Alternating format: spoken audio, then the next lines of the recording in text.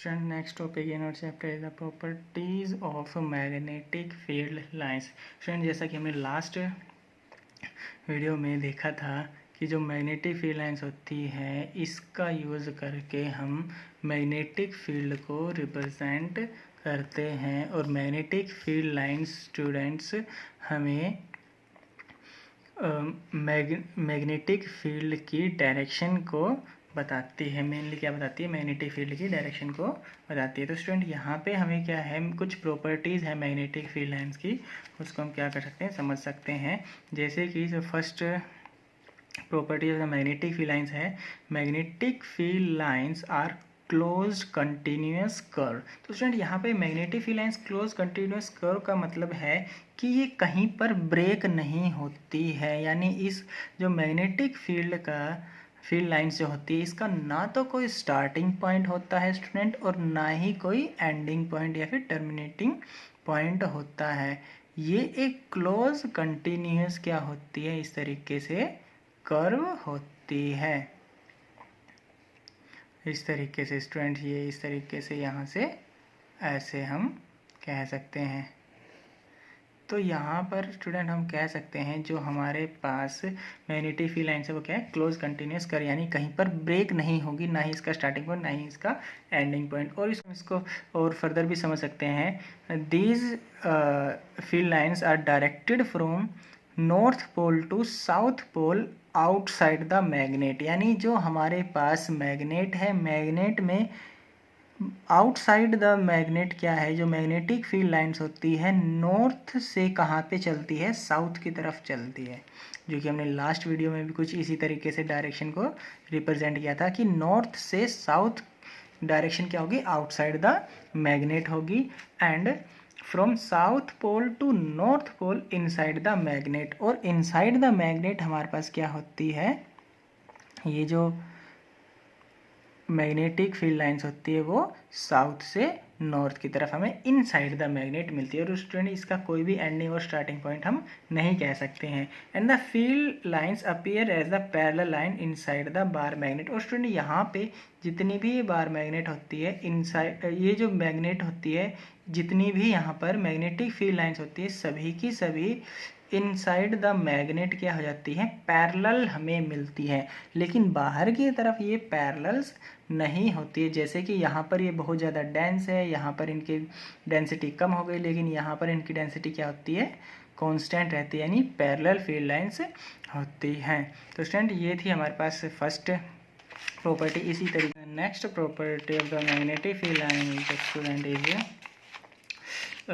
the strength of magnetic field is maximum at pole and minimum at the center of the bar magnet। तो student यहाँ पे क्या है कि जो strength of the magnetic field का मतलब है कि मैग्नेटिक फील्ड की जो फोर्स हमें जो मिलता है वो कहाँ पर मैक्सिमम है, यानी मैक्सिमम है तो वहाँ पे स्ट्रेंथ मैग्नेटिक फील्ड की क्या है, ज़्यादा है, और अगर मिनिमम है तो वहाँ पे फोर्स हमें क्या मिलेगा, कम मिलेगा। तो यहाँ पे स्टूडेंट हम अकॉर्डिंग टू प्रॉपर्टी कह सकते हैं the strength of the magnetic field maximum at the pole, यानी पोल पर हमें क्या मिलेगा, मैक्सिमम हमें मैग्नेटिक फील्ड मिलेगी, and minimum at the centre of the bar magnet. और जो बार मैग्नेट के सेंटर यानी आउटसाइड की बात कर रहे हैं स्टूडेंट, यहाँ पे इनसाइड नहीं आउटसाइड में, तो यहाँ पे हमें मैग्नेटिक फील्ड क्या मिलेगी, मिनिमम मिलती है, और यहाँ पे स्टूडेंट हमें क्या मिलती है, मैक्सिमम। तो स्टूडेंट यहाँ पे आपने ये खुद भी ऑब्जर्व किया होगा, अगर आप दो मैग्नेट को नज़दीक लेके आते हो, उनके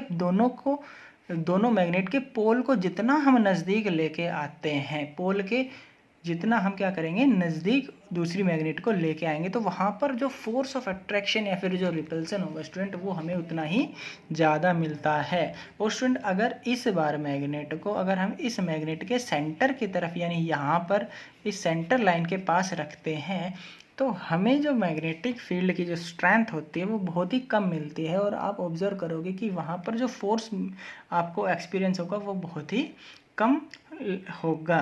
तो स्टूडेंट यहाँ पर हम इस मैग्नेटिक फील्ड की शेप के अकॉर्डिंग, जो हमारा ये मैग्नेटिक फील्ड का जो पैटर्न है उसके अकॉर्डिंग भी समझ सकते हैं कि नॉर्थ और साउथ पोल में मैक्सिमम फील्ड क्यों है और पोल्स पर मिनिमम फील्ड क्यों है। तो स्टूडेंट यहाँ पे देखो, अगर देखो कि यहाँ पे जो हमारे पास पोल्स के आसपास जो मैग्नेटिक फील्ड की जो डेंसिटी यानी number of field line per unit area, एक यूनिट एरिया में फील्ड लाइंस क्या है, ज़्यादा है, यानी डेंसिटी क्या है, हाई है। फील्ड लाइंस की डेंसिटी क्या है स्टूडेंट, यहाँ पर हाई है। फील्ड लाइन की डेंसिटी क्या है, यहाँ पे हाई है। तो यहाँ पे हमें क्या मिलेगा, लार्ज मैग्नेटिक फील्ड मिलती है। लेकिन अगर हम यहाँ पे स्टूडेंट मैग्नेटिक फील्ड्स की डेंसिटी की बात करते हैं तो यहाँ पे मिनिमम हमें क्या मिलती है, डेंसिटी मिलती है, यानी magnetic field lines per unit area क्या है, बहुत ही कम यहाँ से पास हो रही है। तो यहाँ पे हमें डेंसिटी लो मिलती है, इसीलिए हमें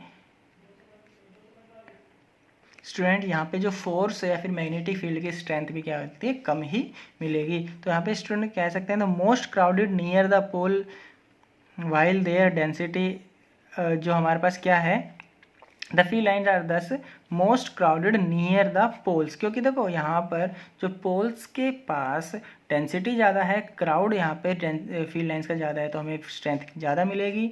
और डेंसिटी लो मिनिमम होगी eight the centre of the magnet, तो हमें यहाँ पे जो बार मैग्नेट की जो मैग्नेटिक फील्ड की जो स्ट्रेंथ होगी वो क्या मिलेगी स्टूडेंट, लो ही मिलेगी, कम ही मिलेगी। नाउ द स्टूडेंट नेक्स्ट जो हमारे पास प्रॉपर्टी है वो है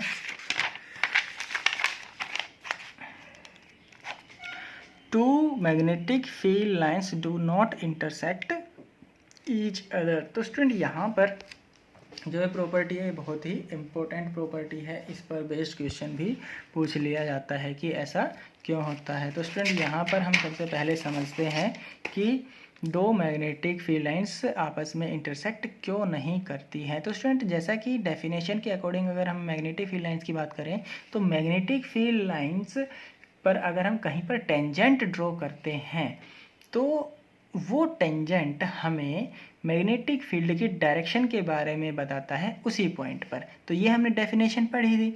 तो अब मान लीजिए हमारे पास क्या है, दो फील्ड लाइंस हैं ऐसे, और वो क्या कर रही है, एक फील्ड लाइन ऐसे जा रही है, दूसरे मैग्नेटिक फील्ड की डायरेक्शन एक की ऐसे दूसरे की ऐसे है।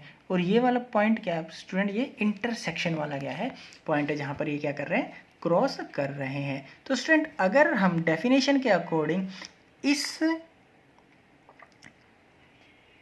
कर्व पर अगर टेंजेंट ड्रॉ करेंगे तो फील्ड की डायरेक्शन हमें ये मिलेगी, फील्ड डायरेक्शन, ठीक है।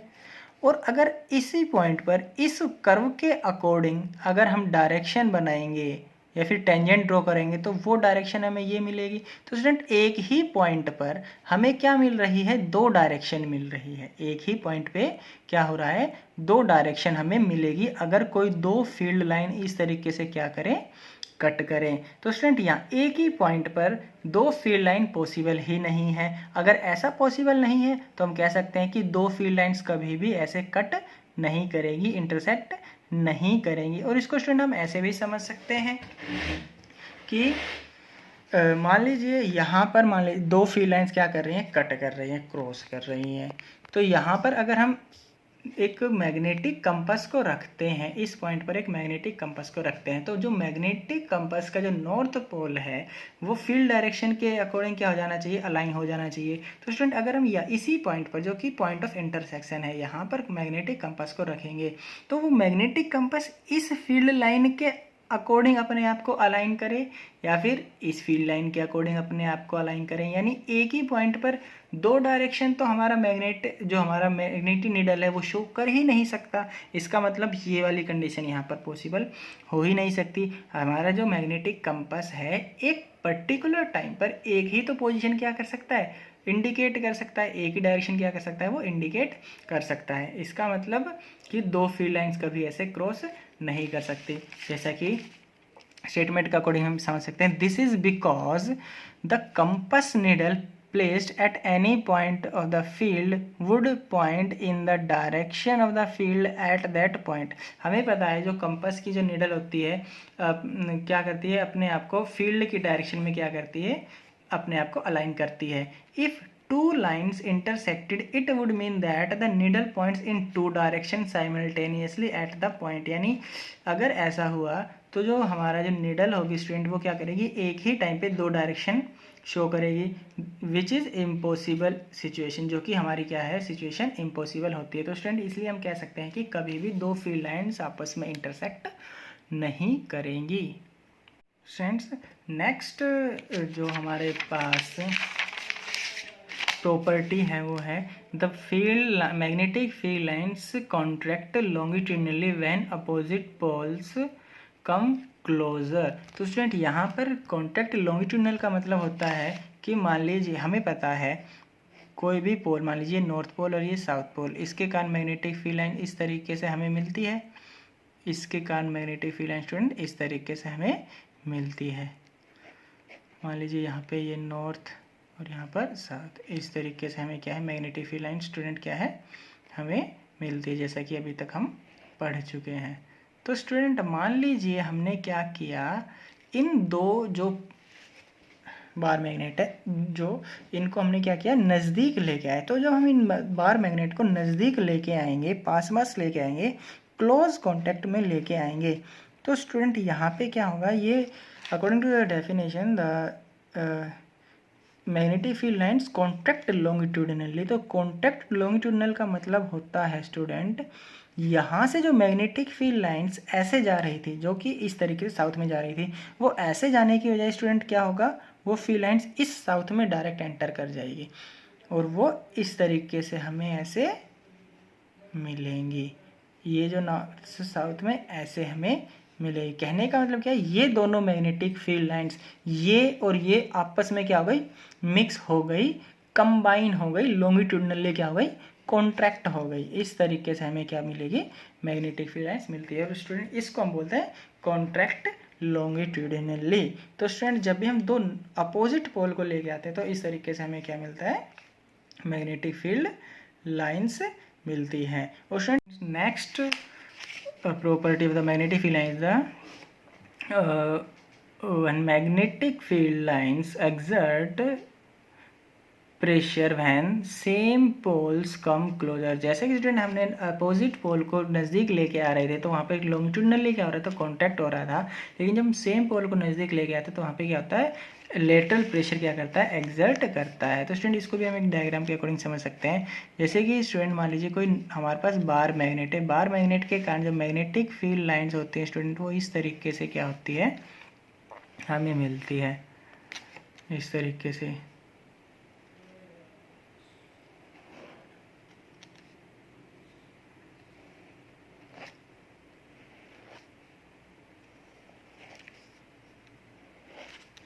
तो ये जो मैग्नेटिक फील्ड लाइन होती है फ्रीली इस तरीके से मूव करती हैं, लेकिन जैसे ही हम इस बार मैग्नेट के पास कोई दूसरा नॉर्थ पोल लेके आते हैं तो ये स्टूडेंट इनकी जो मैग्नेटिक फील्ड लाइंस होती हैं वो कुछ इस तरीके से हो जाती हैं।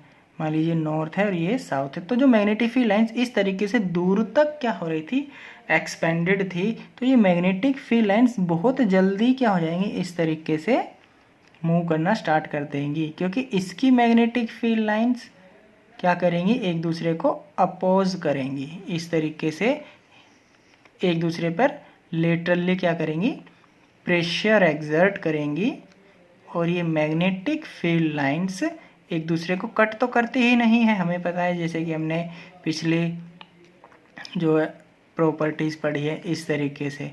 तो स्टूडेंट जो ये मैग्नेटिक फील्ड लाइंस हैं, देखो पहले जब ये सिंगल एक ही हमारे पास बार मैग्नेट थी तो मैग्नेटिक फील्ड लाइन बहुत दूर तक ऐसे क्या हो रही थी, फैल रही थी, लेकिन जैसे ही दूसरी मैग्नेट हमारे पास नज़दीक आता है तो ये इसके फील्ड लाइंस को क्या करता है, इस तरीके से लेटरली प्रेशर एक्सर्ट करता है और इन मैग्नेटिक फील्ड लाइंस को पीछे की तरफ क्या कर देता है, धकेल देता है, और वो ज़्यादा दूर तक इस तरीके से एक्सपेंड नहीं हो पाएंगी। तो स्टूडेंट इस तरीके से हम क्या बोलते हैं, इस तरीके से ये क्या कर रहा है, ये मैग्नेटिक फील्ड लाइंस क्या करेंगी, लेटरल प्रेशर एक्सर्ट करेंगी जब दो सेम पोल्स क्या आते हैं, नज़दीक आते हैं।